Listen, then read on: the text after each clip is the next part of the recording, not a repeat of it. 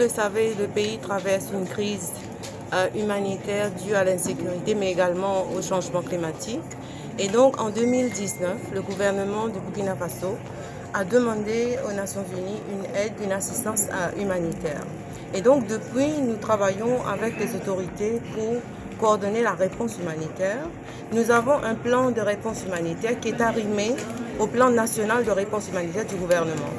En 2024, par exemple, nous avons sur les données qui nous sont produites par la CONASUR, au ministère de l'Action humanitaire, nous avons estimé le nombre de personnes dans le besoin d'une assistance humanitaire à 6,3 millions de personnes.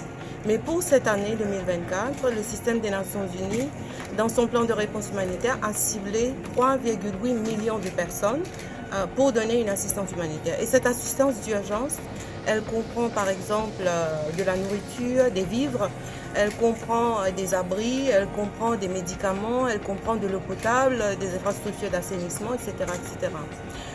Je dois dire que parmi ces 3,8 millions de personnes dans les besoins, 55% de cette population sont des enfants. Et donc, les enfants restent pour nous une cible prioritaire dans la réponse. Nous avons estimé le coût de la réponse pour 2024 à 935 millions de dollars américains, mais à ce jour, nous avons sécurisé à peu près 39% de ce montant, ce qui veut dire que nous n'avons pas suffisamment.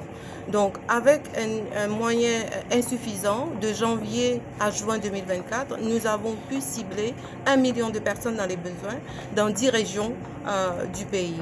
Et donc, nous continuons le plaidoyer envers la communauté internationale parce que le coût de l'inaction, si on n'agit pas aujourd'hui, le coût dans 1 an, dans 3 ans, dans 5 ans, il va être beaucoup plus élevé. Et aussi parce qu'on parle de vraies personnes. Quand on dit 3,8 millions de personnes, ce sont de vraies personnes, de vraies vies, avec des enfants, avec des familles. Et donc, nous tenons à venir en appui à ces familles.